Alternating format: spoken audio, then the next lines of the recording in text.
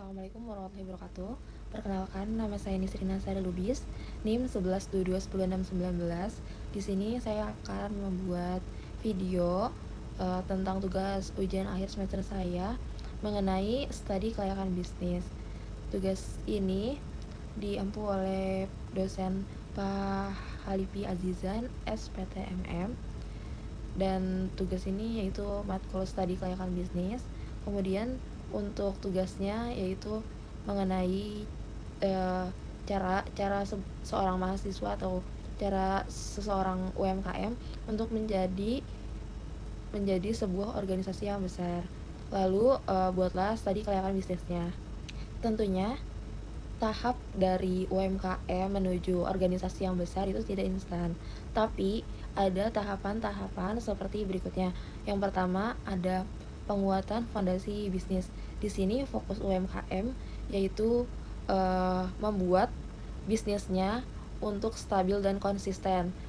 Pada langkah yang pertama adalah produk UMKM tersebut memiliki keunikan atau value proposition, yaitu dari kasus yang saya ambil yaitu dimsum mentai dapat dibuat untuk rasanya, kualitas dan konsepnya, dimana rasa tersebut dibuat dari bahan yang premium seperti sausnya dibuat dari saus yang bagus dan ditambahkan topping seperti tobiko. Lalu kemudian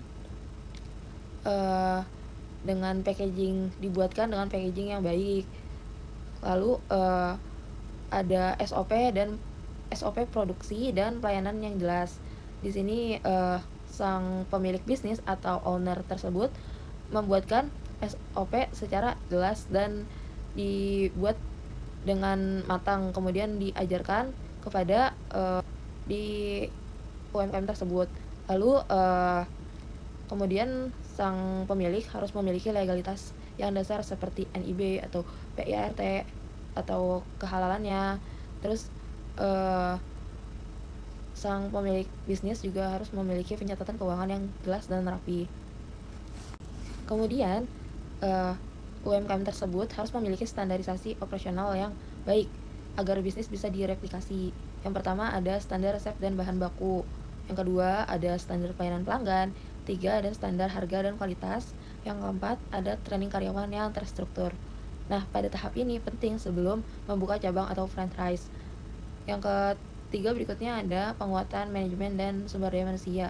Pada UMKM yang ingin beralih dari owner drive ke system driven, di sini harus sesuai untuk struktur organisasi yang sederhananya, pembagian tugas yang jelas, KPI karyawan dan sistem reward dan punishment-nya.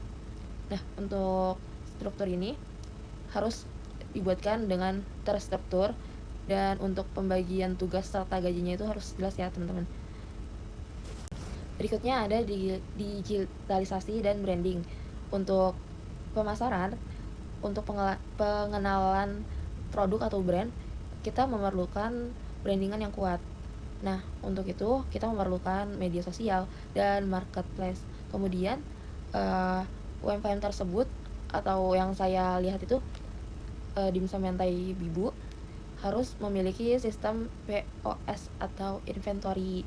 Kemudian memiliki branding yang visual yang jelas atau logo dan kemasan. Di brandingan ini jangan hanya dipakai untuk di warungnya saja, tapi untuk kemasannya, untuk logo akun tersebut, dan juga untuk setiap semua hal seperti seragam karyawan atau peralatan lainnya yang berbau dengan UMKM tersebut. Lalu kemudian didaftarkan ke GoFood dan GrabFood. Berikutnya ada ekspansi dan skala besar. Di sini UMKM dapat membuka cabang, kemitraan franchise, produk skala besar, dan diverifikasi produknya. Nah, pada tahap ini UMKM sudah bertransformasi dari UMKM menjadi organisasi bisnis modern. Baik, berikutnya di sini ada UMKM dari bisnis dimsum mentai Bibu. Nah, bentuk usahanya ini adalah UMKM kuliner dan lokasinya berdekatan dengan sekolah, namun jaraknya tidak terlalu strategis ya. Pada peluang pasarnya, ini sangat tren street food dan frozen food meningkat. Lalu dari analisanya, yaitu dimsum mentai digemari oleh berbagai usia, dan kemudian harga dari dimsum mentai ini terjangkau dan cocok untuk konsumen yang bervariasi. Untuk target konsumennya yaitu dari berbagai usia sih, dari umur 10 tahun sampai 40 itu termaksud yang menyukai dimsum mentai tersebut. Lalu target konsumennya itu menyukai makanan yang praktis dan kekinian serta aktif di media sosial. Untuk strategi pemasarannya, dimsum mentai bibu ini bisa memasari produknya melalui Instagram, TikTok, atau WhatsApp. Di Instagram bisa dibuat story Instagram, dan TikTok membuat konten mengenai dimsum mentai tersebut, atau bisa seperti yang sekarang itu menggunakan TikTok Live, atau seperti UMKM pada biasanya menggunakan WhatsApp, di mana kita bisa drive order di WhatsApp. Kemudian UMKM tersebut bisa melakukan promo, bundling, dan diskon, serta kerjasama dengan ojek online dan endorse micro influencer tersebut. Baik, berikutnya ada studi kelayakan bisnis UMKM dimsum mentai bibu, di mana dari UMKM dia mencoba untuk menjadi organisasi yang besar. Di sini lokasi pada dimsum mentai bibu ini terdapat di area perkotaan. Pada aspek pasar dan pemasarannya, di peluang pasar ini menjadi tren street food dan frozen food untuk digemari berbagai kalangan usia. Lalu peluang pasarnya yaitu ada harga yang terjangkau dan cocok untuk konsumen harian. Berikutnya, untuk target konsumen ada di usia 10-40 tahun, dan konsumen tersebut menyukai makanan praktis dan kekinian serta aktif di media sosial. Untuk strategi pemasarannya, dimsum bibu ini dapat menggunakan media sosial seperti Instagram, TikTok, dan WhatsApp. Untuk Instagram kita bisa membuat brandingan. Instagram dan TikTok kita bisa membuat brandingan seperti aktif membuat konten, rajin membagikan hasil atau. Untuk Instagram dan TikTok dapat membagikan testimoni, seperti testimoni dari konsumen seperti tentang rasa, pengemasan, ataupun tentang kecepatan pelayanan. Itu untuk UMKM yang jika ingin menggunakan jasa sendiri gitu. Lalu mereka juga bisa membuat konten, berbagai jenis konten yang sesuai dengan brandingan dimsum mentai bibu ini. Lalu kita juga bisa seperti kebanyakan UMKM yang dimana pemasarannya lewat WhatsApp, membuat orderan tersendiri di WhatsApp dan membuat promo di berbagai media sosial, atau promo bundling ataupun diskon yang berkaitan dengan hari-hari besar, atau mengenai Jumat Berkah atau hari-hari spesial. Kemudian untuk brand tersebut dapat bekerja sama dengan ojek online sebagai perantara atau sistem pengantaran mereka. Lalu untuk brand tersebut bisa mengendorse micro influence untuk pengenalan brand kepada konsumen. Untuk aspek pasar dapat disebutkan layak jika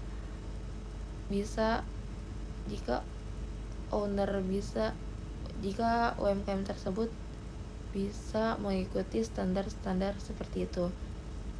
Lalu untuk aspek teknis dan operasional dapat kita tentukan mengenai tentang lokasi usaha, proses produksi, serta peralatan utama. Di sini untuk lokasi usaha kita dapat menentukan di dekat sekolah atau kampus, lalu jangkauannya ramai dan mudah diakses. Pada proses produksi kita dapat mempersiapkan bahan-bahan yang premium ataupun yang biasa, itu tergantung dengan kemauan owner untuk bagaimana brandingan usaha tersebut. Untuk kualitas yang mahal namun enak, atau yang murah dan kualitasnya biasa saja. Lalu pada proses ini kita dapat melakukan pembuatan dimsum, pengukusan dan pemberian sos mentai, lalu pengemasan serta penjualan. Dan kemudian ada peralatan utama, yaitu kompor atau steamer dan freezer, blender, serta meja stainless. Kesimpulan aspeknya layak. Lalu kemudian ada aspek manajemen sumber daya manusia. Untuk yang pertama ada struktur organisasi.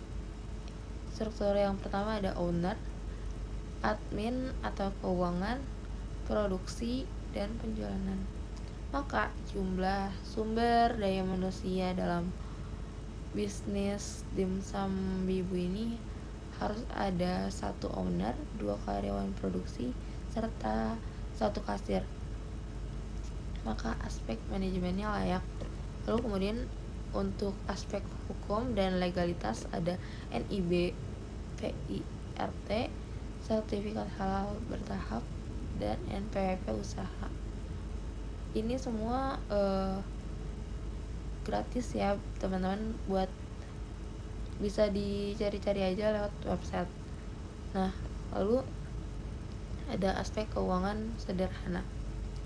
Sini ada modal awal, estimasinya yaitu peralatan 7 juta, bahan baku awalnya ada 2 juta, sewa dan operasional awalnya ada 3 juta. Untuk total modal awal terdapat 12 juta. Dan proyeksi pendapatannya target penjualannya yaitu 50 porsi per hari dengan harga 15.000. Maka hasilnya ada 750.000 per hari, dan pendapatan bulanannya ada 22.500.000. Kemudian untuk biaya operasional bulanannya estimasinya ada bahan baku dengan 8 juta, gaji karyawan 4 juta, gaji bersih, itu bukan gaji karyawan, gaji bersihnya ada 4 juta, dan listrik serta lain-lainnya itu 2 juta. Total biaya 14 juta. Maka laba bersihnya dapat kita totali yaitu 22.500 dikurang 14 juta yaitu 8.500.000 per bulan. Untuk aspek keuangannya layak dan menguntungkan. Kemudian untuk strategi WO atau weakness opportunity, yaitu mengatasi kelemahan dengan memanfaatkan peluang. Di sini dapat dengan pelatihan SDM dan pembuatan SOP produk, atau juga membangun branding melalui media sosial dengan influencer, dan mengakses program pembiayaan serta pelatihan UMKM. Lalu ada strategi ST atau straight trade. menggunakan kekuatan untuk menghadapi ancaman, di mana dimsum mentai bibu ini dapat menjaga kualitas rasa dan pelayanan sebagai diferensiasi dan menetapkan harga yang kompetitif dengan kualitas konsisten. Serta juga dimsum mentai bibu ini berinovasi produk agar tidak kalah dengan kompetitor lainnya. Kemudian ada strategi WT atau weakness trade. Di sini meminimalkan kelemahan dan menghindari ancaman. Dapat dengan mengontrol biaya produksi secara ketat, lalu memulai legalitas usaha sejak awal, serta fokus pada segmen pasar tertentu. Kesimpulannya, berdasarkan analisis SWOT, UMKM dimsum mentai bibu ini memiliki peluang pasar yang besar dengan kekuatan utama pada produk yang diminati dan proses produksi yang efisien. Meskipun menghadapi persaingan yang ketat dan keterbatasan modal, usaha ini tetap berpotensi berkembang dengan strategi pemasaran yang tepat dan penguatan manajemen. Untuk berikutnya ada analisis SWOT UMKM dimsum mentai bibu, di mana pada strength yaitu kekuatan, di faktor internalnya yaitu menjadi keunggulan usahanya, yaitu ada produk yang kekinian di mana dimsum ini dan saus mentai ini memiliki peminat yang banyak, atau UMKM ini dapat menarik konsumen karena banyak konsumen yang berminat untuk dimsum mentai ini. Lalu ada proses produksi yang sederhana dan mudah distandarisasi, dan ada bahan baku yang relatif mudah dijangkau, cocok untuk penjualan offline dan online atau delivery, serta fleksibel dikembangkan menjadi frozen food. Berikutnya ada weakness-nya, yaitu kelemahan pada faktor internalnya, yaitu ada ketergantungan pada kualitas rasa dan konsistensi produksi. Maka seperti yang sebelumnya saya sampaikan, harus ada SOP yang jelas mengenai cara produksinya serta standar dari bahan-bahannya. Lalu ada daya tahan produk yang terbatas jika tidak dibekukan. Maka harus jelas untuk expired dari bahan-bahan tersebut, dan harus FIFO ya, maksudnya kayak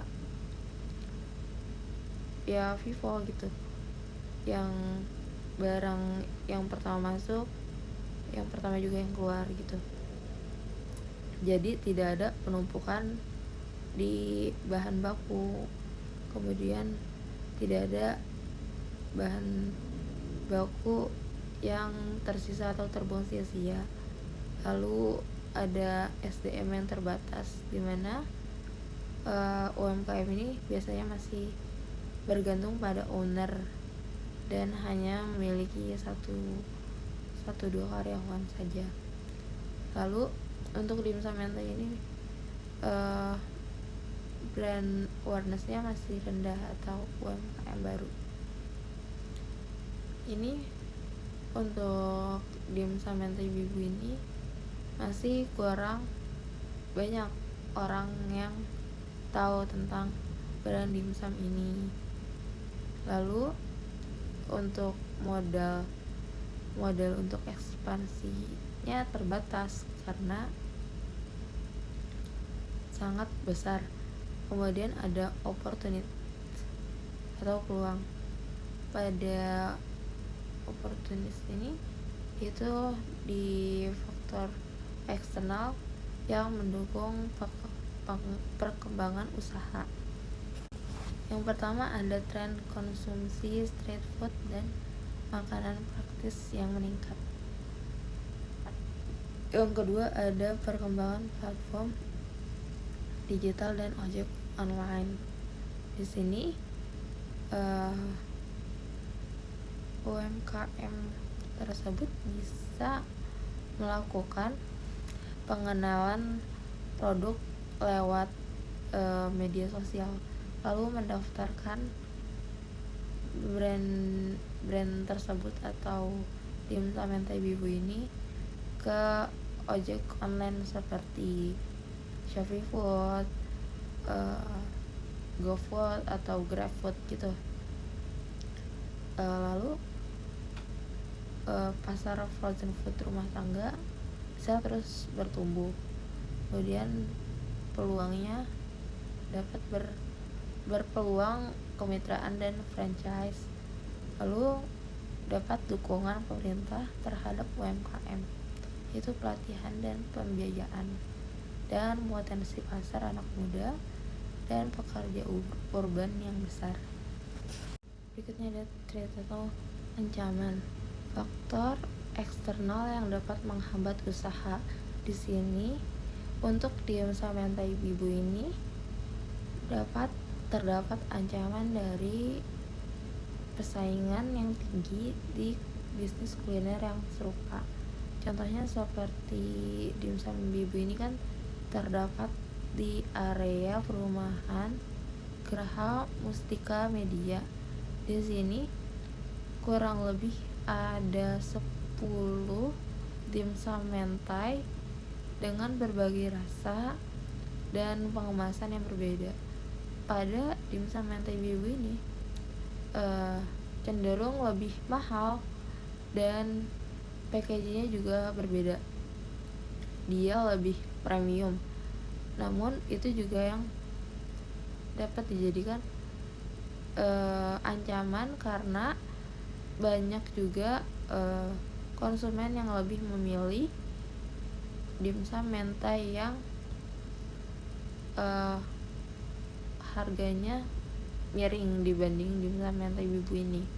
Namun secara kualitas dan rasa, dimsum mentai pada bibu ini memiliki rasa yang sangat enak dan kualitasnya sangat bagus dari packaging, rasa maupun pelayanannya.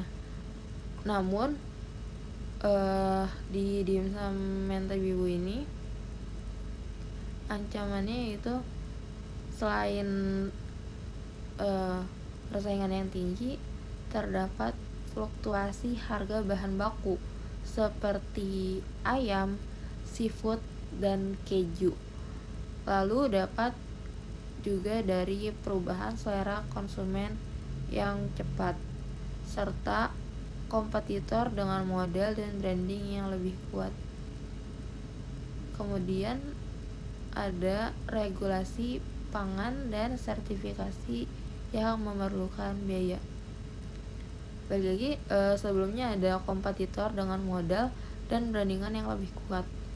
Untuk masalah itu benar-benar masalah yang sangat krusial, apalagi kompetitornya ada contoh seperti dimsum Narawi, di mana nama brand tersebut sudah besar dan cabangnya juga banyak. Maka dari itu UMKM tersebut harus melakukan pengenalan secara meluas dan mempunyai testimoni yang baik, serta ada review-review di berbagai media sosial yang baik mengenai rasa serta mengenai rasa dan tingkat kepuasan konsumen. Berikutnya ada strategi SO atau Strength dan Opportunity, di mana menggunakan kekuatan untuk memanfaatkan peluang. Di sini dimsum mentai bibu ini dapat mengembangkan varian produk baru seperti rasa yang pedas, atau menggunakan keju mozzarella, atau uh, menggunakan bahan-bahan yang premium, atau juga dapat memperluas pemasaran digital dan promo online. Itu dapat digunakan dengan media sosial seperti Instagram, WhatsApp. Sekian pemaparan mengenai studi kelayakan bisnis yang saya analisa. Kurang lebihnya mohon maaf. Wassalamualaikum warahmatullahi wabarakatuh.